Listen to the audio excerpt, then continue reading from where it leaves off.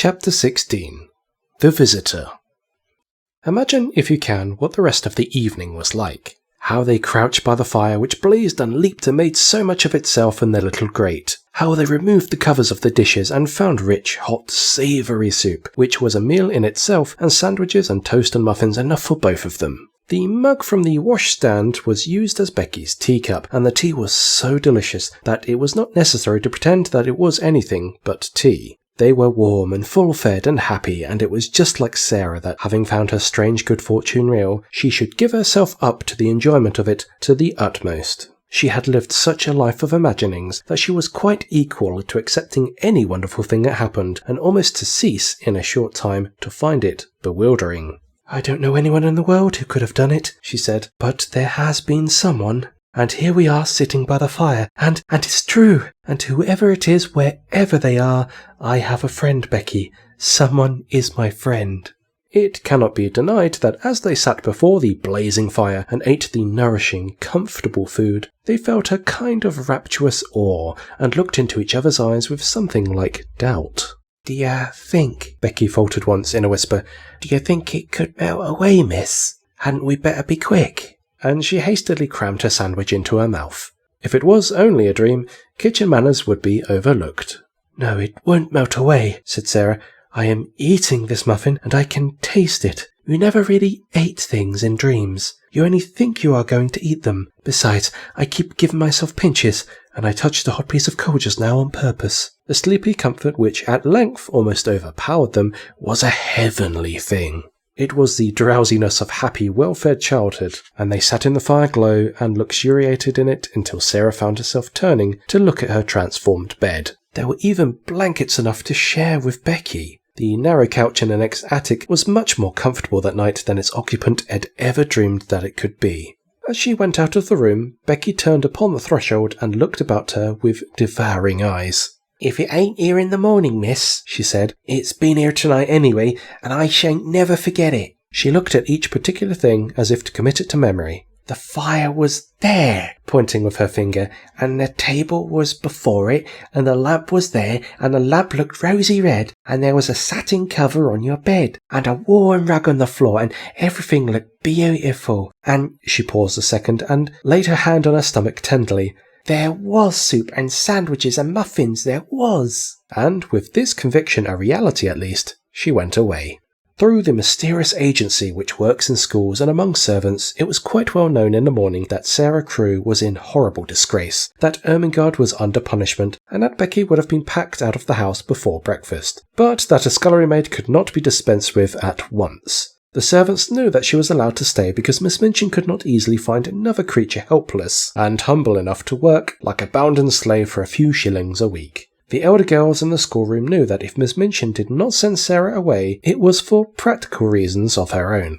"She's growing so fast and learning such a lot somehow," said Jessie to Lavinia, "that she will be giving classes soon, and Miss Minchin knows she will have to work for nothing. It was rather nasty of you, Lovey, to tell about her having fun in the garret. How did you find out?" "I got it out of Lottie. She's such a baby she didn't even know she was telling me. There was nothing nasty at all in speaking to Miss Minchin. I felt it was my duty." Priggishly, "She was being deceitful, and it's ridiculous that she should look so grand and be made so much of in her rags and tatters." "What were they doing when Miss Minchin caught them?" "Pretending some silly thing. Ermengarde had taken up her hamper to share with Sarah and Becky. She never invites us to share things. Not that I care, but it's rather vulgar of her to share with servant girls in attics. I wonder Miss Minchin didn't turn Sarah out, even if she does want her for a teacher." "If she was turned over, where would she go?" inquired Jessie, a trifle anxiously. "How do I know?" snapped Lavinia. "She'll look rather queer when she comes into the schoolroom this morning, I should think, after what's happened. She had no dinner yesterday, and she's not to have any today." Jessie was not as ill-natured as she was silly. She picked up her book with a little jerk. "Well, I think it's horrid," she said. "They've no right to starve her to death." When Sarah went into the kitchen that morning, the cook looked askance at her, and so did the housemaids, but she passed them hurriedly. She had, in fact, overslept herself a little, and, as Becky had done the same, neither had had time to see each other, and each had come downstairs in haste. Sarah went into the scullery. Becky was violently scrubbing a kettle, and was actually gurgling a little song in her throat. She looked up with a wildly elated face. "It was there when I wakened, miss. The blanket, she whispered excitedly. It was as real as it was last night. So was mine, said Sarah. It is all there now, all of it. While I was dressing, I ate some of the cold things we left. "Oh, laws! Oh, laws!" Becky uttered the exclamation in a sort of rapturous groan, and ducked her head over her kettle just in time as the cook came in from the kitchen. Miss Minchin had expected to see in Sarah, when she appeared in the schoolroom, very much what Lavinia had expected to see. Sarah had always been an annoying puzzle to her, because severity never made her cry or look frightened. When she was scolded, she stood still and listened politely with a grave face. When she was punished, she performed her extra tasks or went without her meals, making no complaint or outward sign of rebellion. The very fact that she never made an impudent answer seemed to Miss Minchin a kind of impudence in itself. But after yesterday's deprivation of meals, the violent scene of last night, the prospect of hunger today, she must surely have broken down. It would be strange indeed if she did not come downstairs with pale cheeks and red eyes and an unhappy, humbled face. Miss Minchin saw her for the first time when she entered the schoolroom to hear the little French class recite its lessons and superintend its exercises. And she came in with a springing step, colour in her cheeks, and a smile hovering about the corners of her mouth. It was the most astonishing thing Miss Minchin had ever known. It gave her quite a shock. What was the child made of? What could such a thing mean? She called her at once to her desk. "You do not look as if you realize that you are in disgrace," she said. "Are you absolutely hardened?" The truth is that when one is still a child, or even if one is grown up and has been well fed and has slept long and softly and warm, when one has gone to sleep in the midst of a fairy story and has wakened to find it real, one cannot be unhappy or even look as if one were, and one could not, if one tried, keep a glow of joy out of one's eyes. Miss Minchin was almost struck dumb by the look of Sarah's eyes when she made her perfectly respectful answer. "I beg your pardon, Miss Minchin," she said. "I know that I am in disgrace." "Be good enough not to forget it and look as if you had come into fortune. It is an impertinence. And remember, you are to have no food today." "Yes, Miss Minchin," Sarah answered, but as she turned away, her heart leapt with the memory of what yesterday had been. "If the magic had not saved me just in time," she thought, "how horrible it would have been." "She can't be very hungry," whispered Lavinia. "Just look at her. Perhaps she is pretending she has had a good breakfast," with a spiteful laugh. "She's different from other people," said Jessie, watching Sarah with her class. "Sometimes I'm a bit frightened of her." "Ridiculous thing," ejaculated Lavinia. All through the day the light was in Sarah's face, and the colour in her cheek. The servants cast puzzled glances at her, and whispered to each other, and Miss Amelia's small blue eyes wore an expression of bewilderment. What such an audacious look of well-being under august displeasure could mean she could not understand. It was, however, just like Sarah's singular, obstinate way. She was probably determined to brave the matter out. One thing Sarah had resolved upon as she thought things over: the wonders which had happened must be kept a secret, if such a thing were possible. If Miss Minchin should choose to mount to the attic again, of course all would be discovered. But it did not seem likely that she would do so for some time at least, unless she was led by suspicion. Ermengarde and Lottie would be watched with such strictness that they would not dare to steal out of their beds again. Ermengarde could be told the story and trusted to keep it a secret. If Lottie made any discoveries, she could be bound to secrecy also. Perhaps the magic itself would help to hide its own marvels. But whatever happens, Sarah kept saying to herself all day, whatever happens, somewhere in the world there is a heavenly, kind person who is my friend. My friend. If I never know who it is, if I could never even thank him, I shall never feel quite so lonely. Oh, the magic was good to me. If it was possible for weather to be worse than it had been the day before, it was worse this day. Wetter, muddier, colder. There were more errands to be done. The cook was more irritable, and knowing that Sarah was in disgrace, she was more savage. But what does anything matter when one's magic had just proven itself one's friend? Sarah's supper of the night before had given her strength. She knew that she should sleep well and warmly, and even though she had naturally begun to be hungry again before evening, she felt that she could bear it until breakfast time on the following day, when her meals would surely be given to her again. It was quite late when she was at last allowed to go upstairs. She had been told to go into the schoolroom and study until 10 o'clock, and she had become interested in her work and remained over her books later. When she reached the top flight of stairs and stood before the attic door, it must be confessed that her heart beat rather fast. "Of course, it might all have been taken away," she whispered, trying to be brave. "It might only have been lent to me for just that one awful night. But it was lent to me. I had it. It was real." She pushed the door open and went in. Once inside, she gasped slightly, shut the door, and stood with her back against it, looking from side to side. The magic had been there again. It actually had, and it had done even more than before. The fire was blazing in lovely leaping flames, more merrily than ever. A number of new things had been brought into the attic, which so altered the look of it that if she had not been past doubting, she would have rubbed her eyes. Upon the low table another supper stood, this time of cups and plates for Becky as well as herself. A piece of bright, heavy, strange embroidery covered the battered mantel, and on it some ornaments had been placed. All the bare, ugly things which could be covered with draperies had been concealed and made to look quite pretty. Some odd materials of rich colours had been fastened against the wall with fine, sharp tacks, so sharp that they could be pressed into the wall and plaster without hammering. Some brilliant fans were pinned up, and there were several large cushions, big and substantial enough to use as seats. A wooden box was covered with a rug, and some cushions lay on it, so that it wore quite the air of a sofa. Sarah slowly moved away from the door and simply sat down and looked again. "It is exactly like something fairy come true," she said. "There isn't the least difference. I feel as if I might wish for anything, diamonds or bags of gold, and they would appear. That wouldn't be any stranger than this. Is this my garret? Am I the same cold, ragged, damp Sarah? And to think I used to pretend and wish there were fairies. The one thing I always wanted was to see a fairy story come true. I am living in a fairy story. I feel as if I might be a fairy myself, and able to turn things into anything else." She rose and knocked upon the wall for the prisoner in the next cell, and the prisoner came.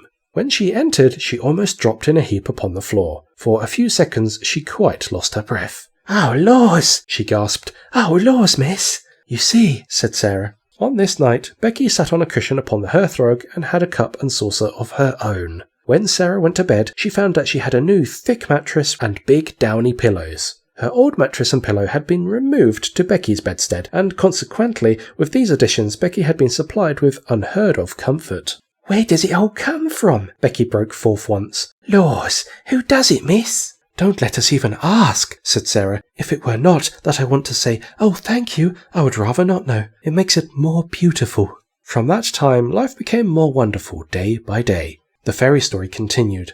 Almost every day something new was done. Some new comfort or ornament appeared each time Sarah opened the door at night, until in a short time the attic was a beautiful little room, full of all sorts of odd and luxurious things. The ugly walls were gradually entirely covered with pictures and draperies. Ingenious pieces of folding furniture appeared, a bookshelf was hung up and filled with books. New comforts and conveniences appeared one by one, until there seemed nothing left to be desired.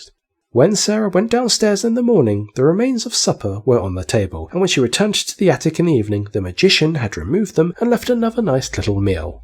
Miss Minchin was as harsh and insulting as ever, Miss Amelia as peevish, and the servants were as vulgar and rude. Sarah was sent on errands in all weathers, and scolded and driven hither and thither. She was scarcely allowed to speak to Ermengarde and Lottie. Lavinia sneered at the increasing shabbiness of her clothes, and the other girls stared curiously at her when she appeared in the schoolroom. But what did it all matter while she was living in this wonderful, mysterious story? It was more romantic and delightful than anything she had ever invented to comfort her starving young soul and save herself from despair. Sometimes, when she was scolded, she could scarcely keep from smiling. "If you only knew," she was saying to herself, "if you only knew." The comfort and happiness she enjoyed was making her stronger, and she had them always to look forward to. If she came home from her errands wet and tired and hungry, she knew she would soon be warm and well fed after she climbed the stairs. During the hardest day, she could occupy herself blissfully by thinking of what she should see when she opened the attic door, and wondering what new delight had been prepared for her. In a very short time, she began to look less thin. Colour came into her cheeks, and her eyes did not seem so much too big for her face. "Sarah Crewe looks wonderfully well," Miss Minchin remarked disapprovingly to her sister. "Yes," answered poor, silly Miss Amelia. "She was absolutely fattening. She was beginning to look like a little starved cow." "Starved!" exclaimed Miss Minchin angrily. "There was no reason why she should look starved. She always had plenty to eat." "Oh, of course," agreed Miss Amelia humbly, alarmed to find that she had, as usual, said the wrong thing. "There is something very disagreeable in seeing that sort of thing in a child of her age," said Miss Minchin with haughty vagueness. What sort of thing?" Miss Amelia ventured. "It might almost be called defiance," answered Miss Minchin, feeling annoyed because she knew the thing she resented was nothing like defiance, and she did not know what other unpleasant term to use. "The spirit and will of any other child would have been entirely humbled and broken by the changes she has had to submit to. But, upon my word, she seems as little subdued as if she were a princess." "Do you remember," put in the unwise Miss Amelia, "what she said to you that day in the schoolroom about what you would do if she found out she was—" "No, I don't," said Miss Minchin. "Don't talk nonsense." But she remembered very clearly indeed. Very naturally, even Becky was beginning to look plumper and less frightened. She could not help it. She had her share in the secret fairy story too. She had 2 mattresses, 2 pillows, plenty of bed covering, and every night a hot supper and seat on the cushions by the fire. The Bastille had melted away. The prisoners no longer existed. 2 comforted children sat in the midst of delights. Sometimes Sarah read aloud from her books. Sometimes she learned her own lessons. Sometimes she sat and looked into the fire and tried to imagine who her friend would be, and wished she could say to him some of the things in her heart. Then it came about that another wonderful thing happened. A man came to the door and left several parcels. All were addressed in large letters to the little girl in the right-hand attic. Sarah herself was sent to open the door and take them in. She laid the 2 largest parcels on the hall table and was looking at the address when Miss Minchin came down the stairs and saw her. "Take the things to the young lady to whom they belong," she said severely. "Don't stand there staring at them." "They belong to me," Sarah answered quietly. "To you?" exclaimed Miss Minchin. What do you mean?" "I don't know where they come from," said Sarah, "but they are addressed to me. I sleep in the right-hand attic. Becky has the other one." Miss Minchin came to her side and looked at the parcels with an excited expression. "What is in them?" she demanded. "I don't know," replied Sarah. "Open them," she ordered. Sarah did as she was told. When the packages were unfolded, Miss Minchin's countenance wore suddenly a singular expression. What she saw was pretty and comfortable clothing of different kinds. Shoes, stockings and gloves, and a warm and beautiful coat. There were even a nice hat and an umbrella.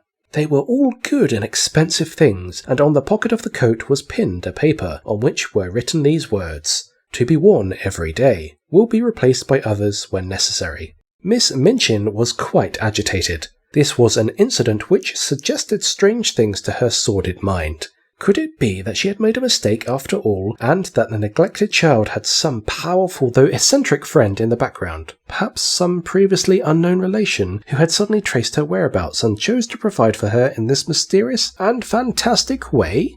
Relations were sometimes very odd, particularly rich old bachelor uncles who did not care for having children near them.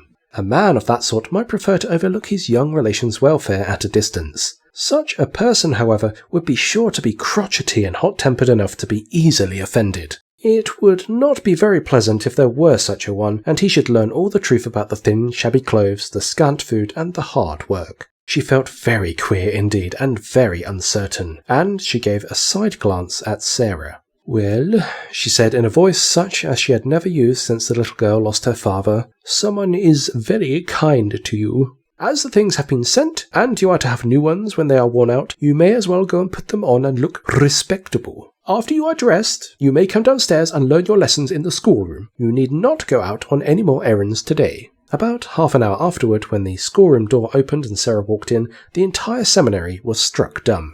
"My word," ejaculated Jessie, jogging Lavinia's elbow. "Look at the Princess Sarah!" Everybody was looking, and when Lavinia looked, she turned quite red. It was the Princess Sarah indeed. At least, since the days where she had been a princess, Sarah had never looked as she did now. She did not seem the Sarah they had seen come down the back stairs a few hours ago. She was dressed in the kind of frock Lavinia had been used to envying her the possession of. It was deep and warm in colour and beautifully made. Her slender feet looked as they had done when Jessie had admired them, and the hair, whose heavy locks had made her look rather like a Shetland pony when it fell loose about her small odd face, was tied back with a ribbon. "Perhaps someone has left her a fortune," Jessie whispered. "I always thought something would happen to her. She's so queer." "Perhaps the diamond mines have suddenly appeared again," said Lavinia scathingly. "Don't please her by staring at her, you silly thing." "Sarah," broke in Miss Minchin's deep voice, "come and sit here." and while the whole schoolroom stared and pushed with elbows and scarcely made any effort to conceal its excited curiosity, Sarah went to her old seat of honour and bent her head over her books. That night, when she went to her room, after she and Becky had eaten their supper, she sat and looked at the fire seriously for a long time. "Are you making something up in your head, miss?" Becky inquired with respectful softness. When Sarah sat in silence and looked into the coals with dreaming eyes, it generally meant that she was making a new story. But this time she was not, and she shook her head. "No," she answered, "I am wondering what I ought to do." Becky stared, still respectfully. She was filled with something approaching reverence for everything Sarah did and said. "I can't help thinking about my friend," Sarah explained. "If he wants to keep himself a secret, it would be rude to try and find out who he is. But I do so want him to know how thankful I am to him and how happy he has made me. Anyone who is kind wants to know when people have been made happy. They care for that more than for being thanked. I do wish." She stopped short because her eyes at the instant fell upon something standing on a table in a corner. It was something she had found in the room when she came up to it only 2 days before. It was a little writing case fitted with paper and envelopes and pens and ink. "Oh," she exclaimed, "why did I not think of that before?" She rose and went to the corner and brought the case back to the fire. "I can write to him," she said joyfully, "and leave it on the table. Then perhaps the person who takes the things away will take it too. I won't ask him anything. He won't mind me thanking him, I feel sure." So she wrote a note. This is what she said.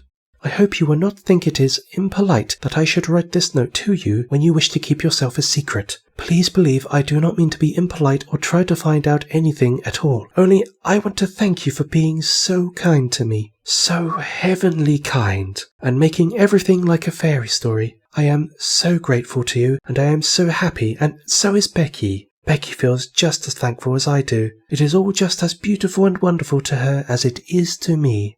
We used to be so lonely and cold and hungry, and now, oh, just think what you have done for us. Please let me say just these words. It seems as if I ought to say them.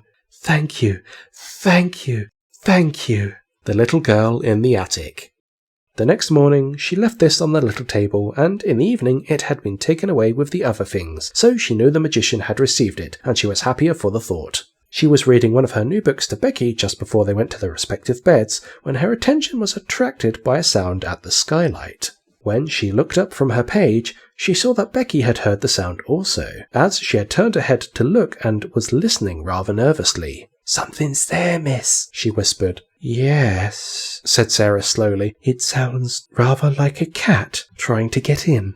She left her chair and went to the skylight. It was a queer little sound she heard, like a soft scratching. She suddenly remembered something and laughed. She remembered a quaint little intruder who had made his way into the attic once before. She had seen him that very afternoon, sitting disconsolately on a table before a window in the Indian gentleman's house. "Suppose," she whispered in pleased excitement, "just suppose it was the monkey who got away again. Oh, I wish it was." She climbed on a chair, very cautiously raised the skylight, and peeped out. It had been snowing all day, and on the snow quite near her crouched a tiny, shivering figure, whose small black face wrinkled itself piteously at the sight of her. "It is the monkey," she cried out. "He has crept out of the Lascar's attic, and he saw the light." Becky ran to her side. "Are you going to let him in, miss?" she said. "Yes," Sarah answered joyfully. "It's too cold for monkeys to be out. They're delicate.